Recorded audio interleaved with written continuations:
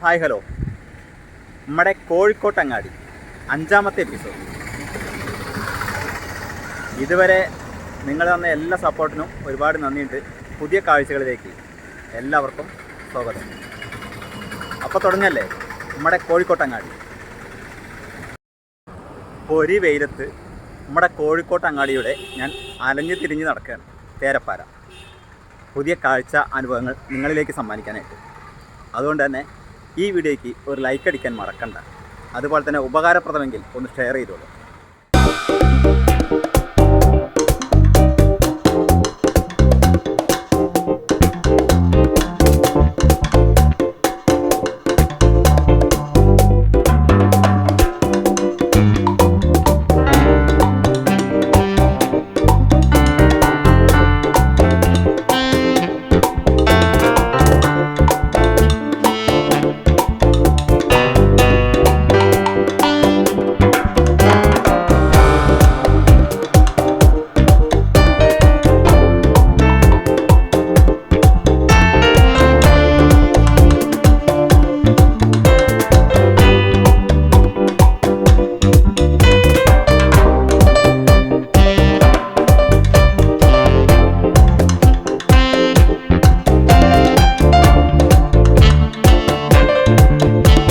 Kozhikode railway സ്റ്റേഷൻ്റെ തൊട്ടടുത്താണ് നമ്മുടെ കോഴിക്കോടിൻ്റെ തന്നെ മുഖമുദ്രയായ വലിയങ്ങാടി സ്ഥിതി ചെയ്യുന്നത്. ഇപ്പോൾ നമ്മൾ അങ്ങോട്ട് പോയിക്കൊണ്ടിരിക്കുകയാണ് വലിയങ്ങാടി കാണാൻ. കോഴിക്കോട് റെയിൽവേ സ്റ്റേഷൻ 4ാമത്തെ പ്ലാറ്റ്ഫോമിൽ നിന്ന് വലിയങ്ങാടിയിലോട്ട് പെട്ടെന്ന് എത്താൻ കഴിയും. നടക്കാനുള്ള ദൂരമുള്ളൂ, ഒരു 500 മീറ്റർ ദൂരം കഷ്ടിച്ച്. ഇതാണ് 4ാമത്തെ പ്ലാറ്റ്ഫോമിലോട്ടുള്ള പ്രവേശന കവാടം. കോഴിക്കോട് വലിയങ്ങാടി ഇവിടെയാണ്. ഇന്ന് ഞായറാഴ്ചയാണ്, വലിയങ്ങാടിയൊക്കെ ലീവാണ്.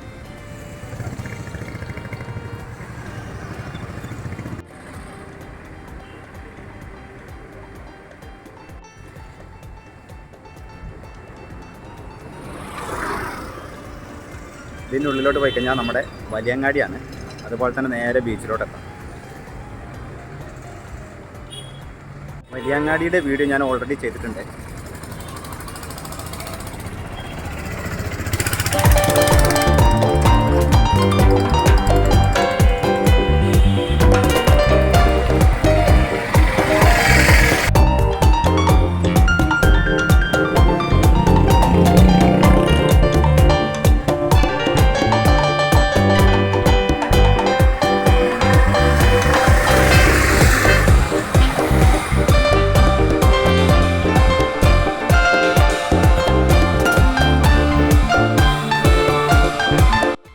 Kozhikode railway station, Valiyangadi, SM street, Oasis compound ഇതെല്ലാം അടുത്തടുത്താണ് സ്ഥിതി ചെയ്യുന്നത്.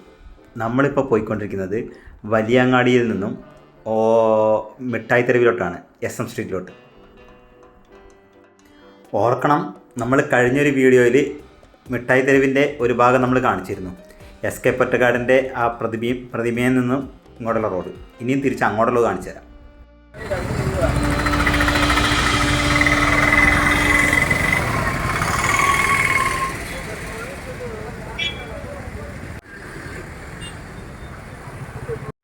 ഇതിലെ അങ്ങോട്ട് നേരെ പോയാലേ പാളയത്തെത്തും. പാളയത്തെ വീഡിയോയും നമ്മൾ കഴിഞ്ഞ എപ്പിസോഡ് ചെയ്തിട്ടുണ്ട്. കോഴിക്കോട്ടെ മറ്റൊരു പ്രധാന സ്ട്രീറ്റാണ് ഇത്, കമ്മത്ത് ലൈൻ എന്ന് പറയും. ഈ ലൈനിൽ അങ്ങോട്ട് പോയി കഴിഞ്ഞാലേ മുഴുവൻ സ്വർണ്ണക്കടകളാണ്. ഒരുപാട് സ്വർണ്ണക്കടകളുണ്ട്. ഞാനിപ്പോൾ അതിലെ പോകുന്നില്ല, അത് ഞാൻ പിന്നീട് ഒരു ദിവസം കാണിച്ചു തരാം. ഈ കമ്മത്ത് ലൈനിലൂടെ കുറച്ച് മുന്നോട്ട് കടന്നാൽ നമ്മുടെ അപ്സര തിയേറ്ററിൻ്റെ അവിടേക്ക് എത്തും. ഇതാണ് ഞാൻ പറഞ്ഞ SM സ്ട്രീറ്റിൻ്റെ ഒരു തല.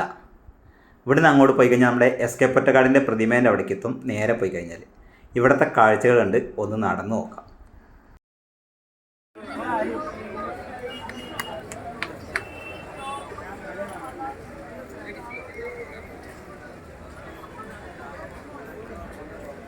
ബേക്കറികളിലൊക്കെ ഹലുവ ഇരുന്ന് വെച്ചിരിക്കുന്നുണ്ടോ?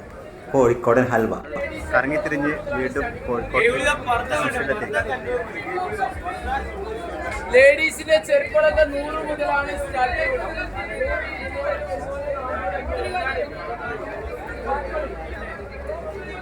ലേഡീസിന്റെ ചെറുപ്പളൊക്കെ 100 മുതലാണ്.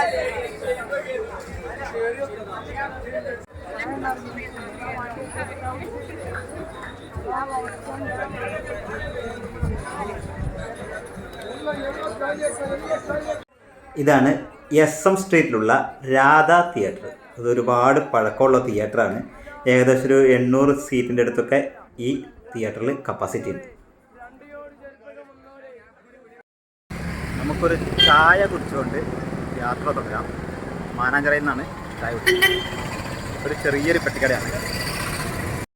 ഞാൻ മാനാഞ്ചിറയിൽ വന്നാൽ സാധാരണയായിട്ട് ഇവിടെ നിന്നാണ് ചായ കുടിക്കാറുള്ളത്. നല്ല ചൂട് ചായയും ചൂട് കടിയും ലഭിക്കും. കോഴിക്കോട് കമ്മീഷണർ ഓഫീസാണ് ഈ കാണുന്നത്. ഇത് കോഴിക്കോട് മാനാഞ്ചിറയിലാണ് നമ്മുടെ കമ്മീഷണറുടെ കാര്യാലയം സ്ഥിതി ചെയ്യുന്നത്. Kozhikode DIG commissioner of police office ഇവിടെയാണ്, മാനാഞ്ചിറയിൽ. കഴിഞ്ഞ വീഡിയോയിൽ നമ്മളിതിൽ നടന്നു വന്നിരുന്നു. കോർണേഷൻ തിയേറ്ററിൻ്റെ അവിടേക്കുള്ള വഴിയാണ് ഇത്. ഇനിയും കാണിക്കുന്നത് വളരെ പ്രധാനപ്പെട്ട ഒരു റൂട്ടാണ്. കോഴിക്കോട്ടിലെ ഏറ്റവും പ്രധാന വിനോദസഞ്ചാര കേന്ദ്രങ്ങളായ Kozhikode beach, Varakkal beach, Puthiyappa harbour, അവിടേക്കൊക്കെ നമ്മുടെ മാനാഞ്ചിറയിൽ നിന്ന് ബസ്സുണ്ട്. ഓട്ടോറിക്ഷ വിളിച്ച് പോവാം, നടന്നു പോവാം. ഏകദേശം 1.5 കിലോമീറ്റർ ദൂരമാണ് ബീച്ചിലോട്ടുള്ള ദൂരം. ആ റോഡ് സ്ഥിതി ചെയ്യുന്നത് നമ്മുടെ മാനാഞ്ചിറയിൽ നിന്നും സ്റ്റേറ്റ് ബാങ്കിൻ്റെ ഏരിയ വന്നു കഴിഞ്ഞാൽ ഇടത്തോട്ട് തിരിക്കും. സ്റ്റേറ്റ് ബാങ്കിൻ്റെ മുന്നിലോട്ടുള്ള റോഡാണിത്. അത് നേരെ വയനാട്ടിലോട്ടുള്ള റോഡ് നമ്മൾ നേരത്തെ കാണിച്ചതാണ് ഈ റോഡ്. ഇതാണ് ബീച്ചിലോട്ടുള്ള റോഡ്. ഇവിടെ ഒരു ഫ്ലൈ ഓവറൊക്കെ ഉണ്ട്. ഇതിന് ഓപ്പോസിറ്റാണ് സംഗീത് സിൽക്സ് തുണിക്കട കേന്ദ്രം സ്ഥിതി.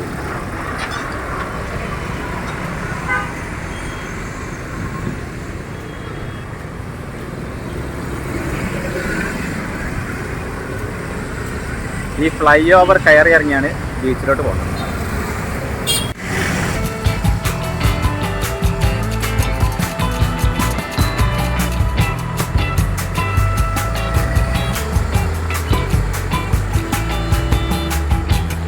ബീച്ചിലെ ഒരുപാട് വീഡിയോസ് നമ്മൾ ചെയ്തിട്ടുണ്ട്.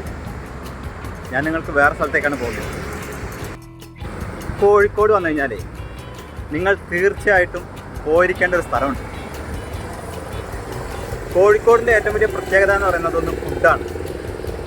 ഏറ്റവും നല്ല ഭക്ഷണങ്ങൾ ലഭിക്കുന്ന ഒരുപാട് ഹോട്ടലുകളും റെസ്റ്റോറൻറ്റുകളൊക്കെ കോഴിക്കോടുണ്ട്. ഞാനതിൽ ഏറ്റവും ആദ്യം സജഷൻ ചെയ്യുന്ന ഒരു ഹോട്ടലുണ്ട്. നിങ്ങൾക്കെല്ലാവർക്കും അറിയാം, സാധാരണക്കാരുടെ ഹോട്ടൽ, സെലിബ്രിറ്റികളുടെ ഹോട്ടൽ ഒക്കെ വേണം പറയാം. ഇന്നും കോഴിക്കോട് സാധാരണക്കാർക്ക് 35 രൂപയ്ക്ക് നല്ല വൃത്തിയായ ഭക്ഷണം, അതും മീൻ കറിയോട് കൂടി നമുക്ക് ലഭിക്കുന്ന ഒരു ഹോട്ടലുണ്ട്. വളരെ അപൂർവം എന്ന് പറയാനില്ല, ഇത് മാത്രമേ ഉള്ളൂ. അതുപോലെ തന്നെ സെലിബ്രിറ്റികൾക്കൊക്കെ ഇഷ്ടപ്പെട്ട ഒരു ഹോട്ടൽ, ഇന്ത്യയിൽ തന്നെ പ്രശസ്തമായ ഒരു ഹോട്ടൽ. ആ ഹോട്ടലിൻ്റെ പേര് പറയാതെ ഞാൻ ഇടയ്ക്കിടയ്ക്ക് നിർത്തുന്നതേ വണ്ടികൾ പോകുമ്പോൾ ശബ്ദം ഭയങ്കരമായിട്ട് വരും. നമുക്ക് ആ ഹോട്ടലിൻ്റെ പേരും അതും കാണിക്കാതെ ഈ വീഡിയോ മുന്നോട്ട് കൊണ്ടുപോകാനേ കഴിയില്ല. ആ ഹോട്ടൽ ഞാൻ നിങ്ങൾക്ക് കാണിച്ചു തരാം. ഒരൊറ്റ പേരുള്ളൂ, പാരകൻ. പാരകൻ ഹോട്ടലാണ് ഇന്നും സാധാരണക്കാരുടെ ഹോട്ടൽ, സെലിബ്രിറ്റികളുടെ ഹോട്ടൽ. അത് നമ്മുടെ ഈ ഓവർ ബ്രിഡ്ജിന് അടിയിലാണ്. ബീച്ചിലോട്ടുള്ള റോഡിലെ ഓവർ ബ്രിഡ്ജിന് അടിയിൽ. ഇതാണ് ബീച്ചിലോട്ടുള്ള റോഡ്, ഓവർ ബ്രിഡ്ജാണ്. അതിൻ്റെ അടിയിൽ കണ്ണൂർ റോഡിലാണ് പാരകൻ ഹോട്ടൽ സ്ഥിതി ചെയ്യുന്നത്. ഹോട്ടലുകളെക്കുറിച്ച് വിശദമായിട്ടൊരു വീഡിയോ ഞാൻ പറഞ്ഞുതരാം. കോഴിക്കോട് ഒരുപാട് ഹോട്ടലുകളുണ്ട് കേട്ടോ. ഞാനേ ഈ വീഡിയോ എടുക്കുന്ന സമയത്ത് നോമ്പിൻ്റെ ടൈമാണ്. പക്ഷേ അതുകൊണ്ട് തന്നെ ഇവിടെ ആൾക്കാരും കുറവാണ്. എനിക്കൊന്ന് പാർസൽ മാത്രമേ ഉള്ളൂ എന്ന് സംശയമില്ലായിരിക്കില്ല. ഇതാണ് എല്ലാവർക്കും പ്രിയപ്പെട്ട പാരകൻ ഹോട്ടൽ. ഇവർക്ക് ഫോക്കസ് മാളിൽ ഒരു എം ഗ്രിൽ എന്ന് പറഞ്ഞ ഹോട്ടലുണ്ട്. പിന്നെ സൽക്കാര എന്ന് പറഞ്ഞ ഇവരുടെ തന്നെ ഒരു സഹോദര സ്ഥാപനവും കോഴിക്കോടുണ്ട്.